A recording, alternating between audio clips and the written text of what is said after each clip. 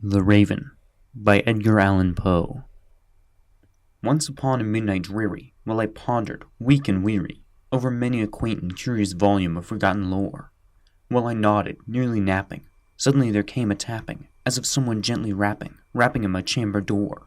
"'Tis some visitor," I muttered, tapping at my chamber door. Only this, and nothing more. Distinctly I remember, it was in the bleak December, and each separate dying ember wrought its ghost upon the floor.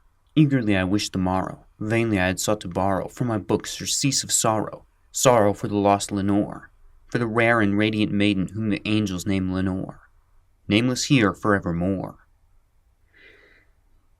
And the silken, sad, uncertain rustling of each purple curtain thrilled me, filled me with fantastic terrors never felt before, so that now, to still the beating of my heart, I stood repeating, "'Tis some visitor entreating entrance at my chamber door.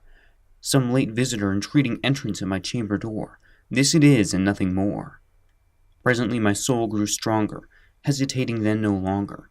"Sir," said I, "or madame, truly your forgiveness I implore, but the fact is I was napping, and so gently you came rapping, and so faintly you came tapping at my chamber door, that I scarce was sure I heard you.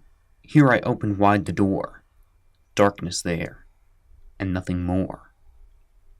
Deep into that darkness peering, long I stood there wondering, fearing, doubting, dreaming dreams no mortals ever dared to dream before.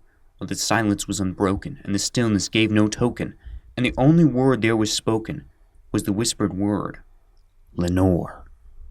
This I whispered, and an echo murmured back the word, "Lenore." Merely this, and nothing more. Back into the chamber turning, all my soul within me burning, soon again I heard a tapping, somewhat louder than before. "Surely," said I, "surely that is something at my window lattice. Let me see, then, what thereat is, and this mystery explore. Let my heart be still a moment, and this mystery explore. 'Tis the wind, and nothing more." Open here I flung the shutter, when with many a flirt and flutter, in there stepped a stately raven of the saintly days of yore. Not the least obeisance made he, not a minute stopped or stayed he, but with mine of lord or lady, perched above my chamber door, perched upon a bust of Pallas, just above my chamber door, perched and sat, and nothing more. Then this ebony bird beguiling my sad fancy into smiling, by the grave and stern decorum of the countenance it wore. "Though thy crest be shorn and shaven, thou," I said, "art sure no craven, ghastly, grim, and ancient raven, wandering from the nightly shore. Tell me what thy lordly name is, on the night's Plutonian shore." Quoth the raven, "Nevermore." Much I marveled this ungainly fowl to hear discourse so plainly, though its answer little meaning, little relevancy bore. For we cannot help agreeing that no living human being ever yet was blessed with seeing bird above his chamber door, bird or beast upon the sculptured bust above his chamber door, with such a name as Nevermore. But the raven, sitting lonely on the placid bust, spoke only that one word, as if his soul in that one word he did outpour. Nothing further than he uttered, not a feather than he fluttered, till I scarcely more than muttered, "Other friends have flown before. On the morrow he will leave me, as my hopes have flown before." Then the bird said nevermore. Startled at the stillness broken by replies so aptly spoken, "Doubtless," said I, "what it utters is only stock and store, caught from some unhappy master, whom unmerciful disaster followed fast and followed faster, till his songs one burden bore, till the dirges of his hope that melancholy burden bore, of never, nevermore." This I sat engaged in guessing, but no syllable expressing, to the fowl whose fiery eyes now burned into my bosom's core. This and more I sat divining, with my head at ease reclining, on the cushion's velvet lining that the lamplight gloated o'er, but whose velvet violet lining with the lamplight gloating o'er, she shall press, nevermore. Then methought the air grew denser, perfumed from an unseen censer, swung by seraphim whose footfalls tinkled on the tufted floor. "Wretch," I cried, "thy God hath lent thee, by these angels he hath sent thee, respite, respite and nepenthe, from the memories of Lenore. Quaff, oh quaff this kind nepenthe, and forget this lost Lenore."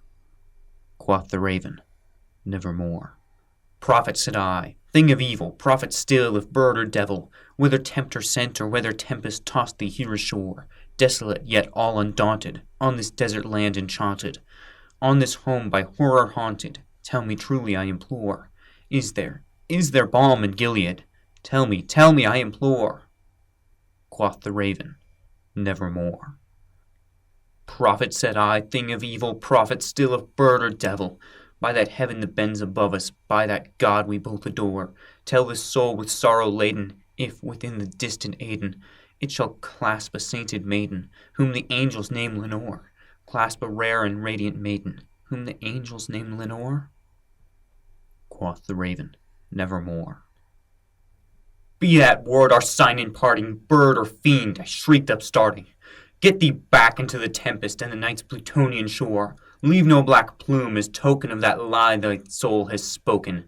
Leave my loneliness unbroken, quit the bust above my door.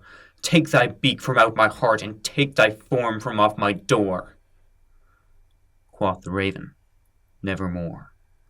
And the raven, never flitting, still is sitting, on the pallid bust of Pallas, just above my chamber door.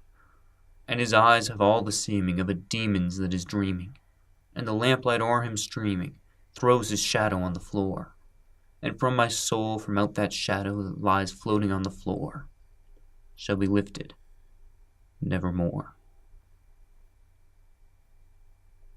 This recording has been provided to you by Abbott Audio LLC. Thank you for listening.